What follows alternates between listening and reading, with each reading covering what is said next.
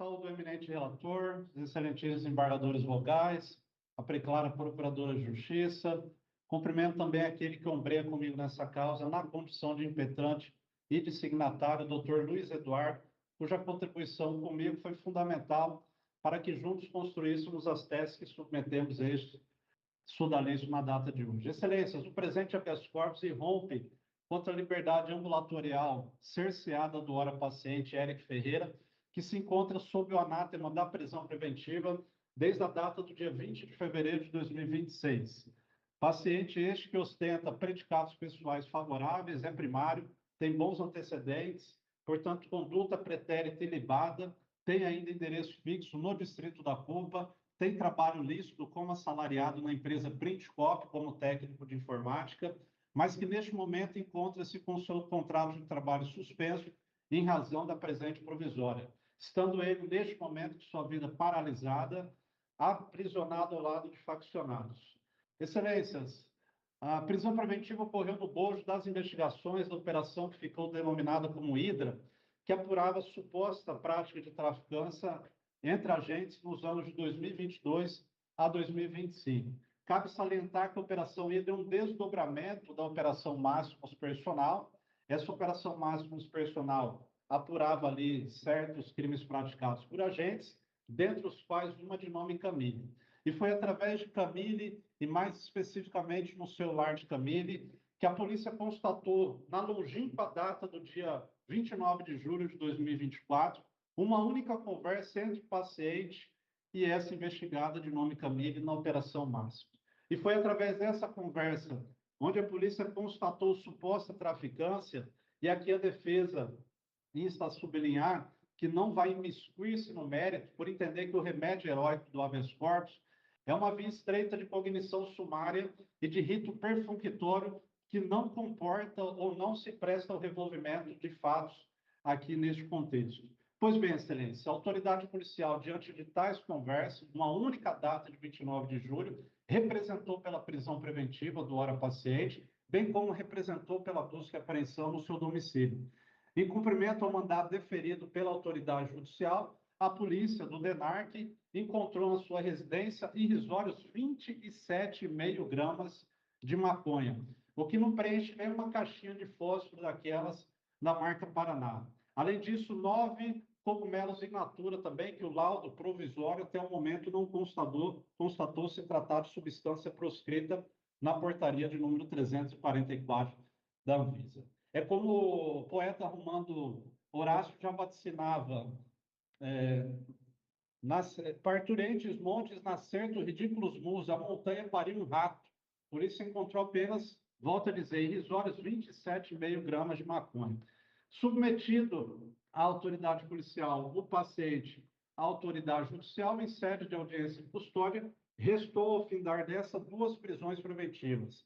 Uma decorrente da convolução da prisão em flagrante, em razão da apreensão das drogas em preventiva, e uma decorrente da força do cumprimento do próprio mandado de prisão.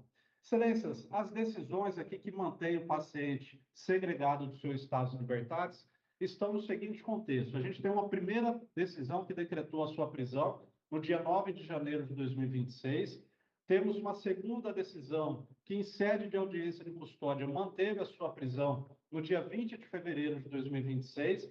Temos a decisão que converteu a prisão em flagrante na prisão preventiva e temos a decisão hora vergastada de maneira imediata, que foi a decisão que negou o pedido formulado pela defesa em sede de revogação de prisão preventiva. Atacamos essa decisão de maneira imediata, mas sem deixar de olharmos para as decisões de maneira imediata. Haja vista que na própria decisão hora combatida, a autoridade judicial fez uma motivação per relacione em relação às demais decisões. E aqui existe um requisito objetivo que garante o status de liberdades e o período de liberdades na visão da autoridade judicial, que é uníssono, que é a garantia da ordem pública. A garantia da ordem pública, especificamente na primeira decisão do dia 9 de janeiro, que decretou a prisão, ela é baseada em 3 elementos, segundo a autoridade de piso: gravidade concreta do delito, sofisticação do grupo criminoso e risco de reiteração delitiva. É sabido que não encontra assento no Código de Processo Penal aquilo que venha a ser estabelecido como gravidade concreta do delito. E como a doutrina e a jurisprudência, com o passar dos anos, e aqui especificamente o entendimento, de maneira brilhante, esposado nessa segunda colenda Câmara Criminal Tribunal de Justiça, que procurou ao longo dos anos estabelecer balizadores para aferir o que viria a ser gravidade concreta em relação ao crime de tráfico.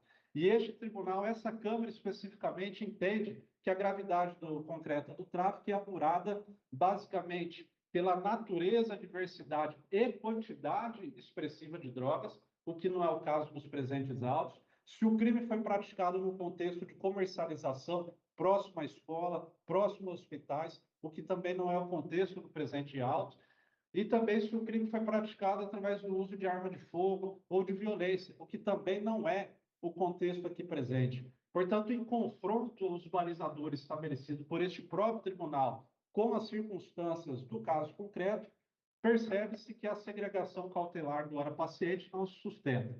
Em relação à sofisticação do grupo criminoso, segundo argumento, com 6 minutos já de fala, a gente entende que não há em nenhuma das mais de 2.400 páginas dos autos nenhuma conversa entre o hora-paciente e os demais indiciados. Existe uma única conversa do dia 29 de julho de 2024, onde ele supostamente fornecia drogas a uma usuária.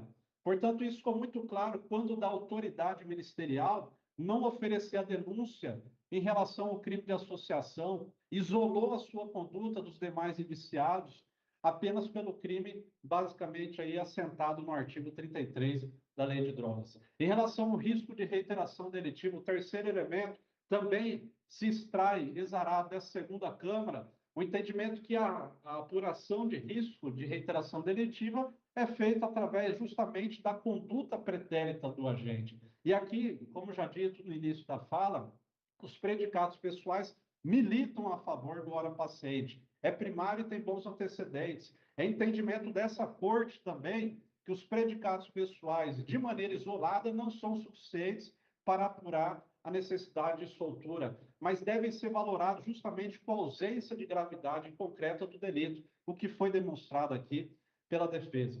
Pois bem, excelência, a defesa aqui não entende necessário residir os seus argumentos apenas no ataque à ausência de fundamentação idônea das decisões aqui mencionadas, mas a necessidade de trazer à baila 3 teses aqui neste momento. Uma de preliminar de nulidade e 2 teses de mérito. Em relação à preliminar de nulidade, o decreto prisional, como já dito antes, data do dia 9 de janeiro de 2026. E no momento do seu decreto prisional, carecia a autoridade judicial do que a gente chama de justa causa, aquilo que também é dito no entendimento do direito, de fumus comissi delicti.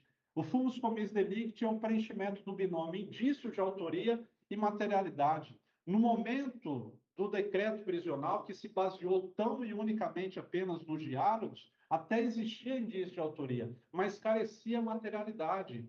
Foi fixado em sede da terceira sessão do STJ, e aqui cabe abrir um parênteses que a terceira sessão é a uniformização do entendimento emanado das quintas e das sextas turmas do STJ, que trata de matéria de direito penal. Uma vez que a quinta turma tem um entendimento pacificado no sentido, uma vez que a sexta turma tem um entendimento pacificado no mesmo sentido, elas se reúnem e uniformizam seu entendimento, estabelecendo um precedente de observância obrigatória aos demais tribunais desse país.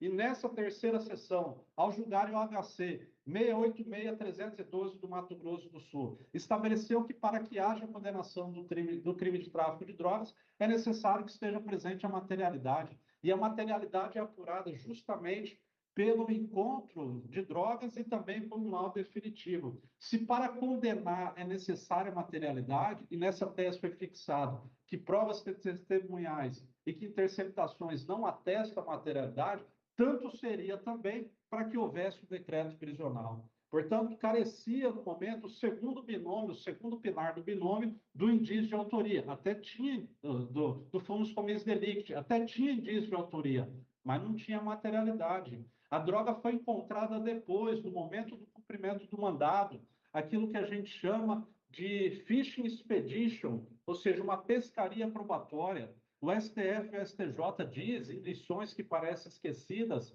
pela autoridade coatora, que não se prende para depois se achar. Então, é isso que a nulidade aqui, ictu ocre, que salta aos olhos, atestam para nós, excelência. É uma nulidade que dispensa uma inversão verticalizada no acervo probatório. Avançando aqui da tese de nulidade, o que por si só já demandaria o relaxamento da prisão, a defesa traz agora, faltando apenas 5 minutos aqui, por isso que estamos falando de maneira acelerada, a tese de ausência de contemporaneidade. O fato de que decreto prisional do dia 9 de janeiro de 2026. A prisão foi cumprida no dia 19 de fevereiro de 2026, por conversa única do dia 29 de julho de 2024.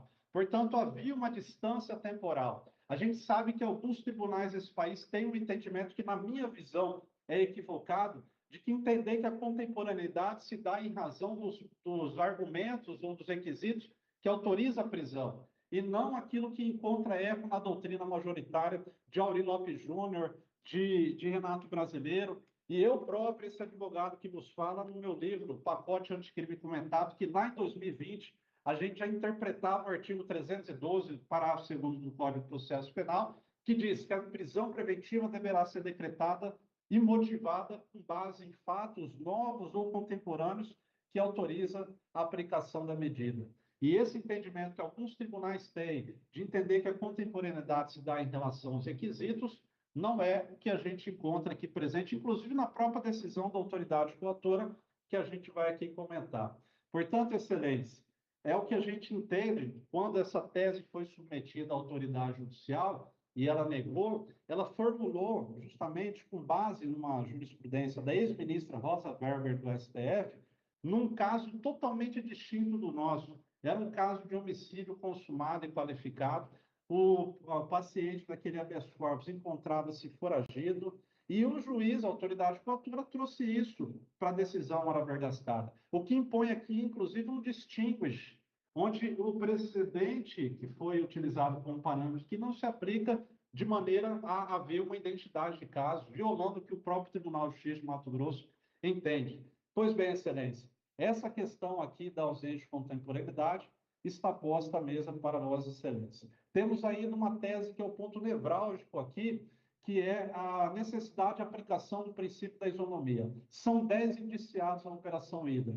Além de Eric, temos mais 5 presos. Alisson Pereira, preso e denunciado por tráfico de drogas e associação nessa Operação Hidra.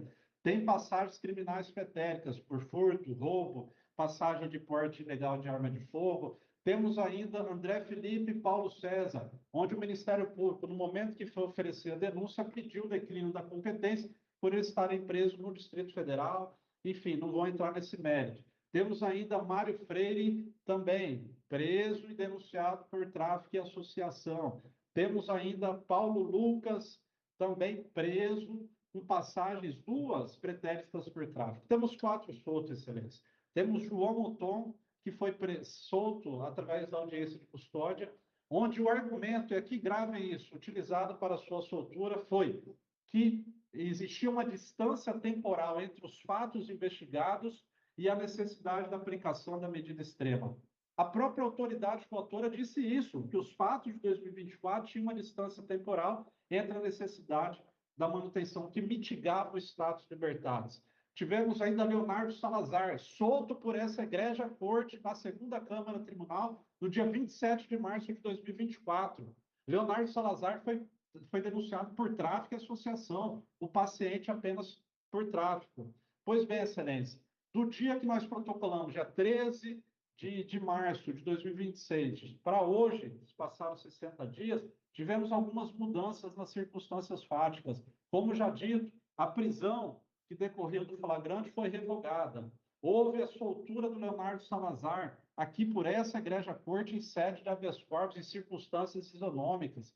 Tivemos ainda a denúncia ofertada pelo crime de tráfico, que já foi apresentada à defesa. Tivemos ainda a denúncia também nos autos da Operação Hidra, onde houve ali o entendimento do MP em pugnar pela unificação dos processos. Se uma prisão que sustentava já foi revogada e está havendo essa unificação de casos por litisfendência, deve ser imposta a soltura aqui também. É o que aspira e espera a defesa. O pedido de relaxamento da prisão como base de tese de preliminar de nulidade, e no mérito, a concessão da ordem de habeas corpus para que haja a revogação da prisão, com base na ausência de fundamentação idônea, onde não há risco de reiteração delitiva que garanta a ordem pública. Temos ainda o pedido de revogação da prisão com base na tese apresentada de ausência de contemporaneidade e em homenagem à necessidade de aplicação do princípio da isonomia, subsidiariamente a aplicação de medidas cautelares diversas da prisão. É o que a defesa aspira e espera, excelência. Nessa data de 13 de maio, que é um dia simbólico para a liberdade do nosso país, a data que foi proclamada lei áurea no nosso país, o espírito libertário possa apostar sobre vossas excelências e para que saiamos da data de hoje aqui com a sensação que a Justiça de Mato Grosso teve a lei que iluminou e a jurisprudência que aqueceu. Muito obrigado, perdoe pelo avançar da sustentação.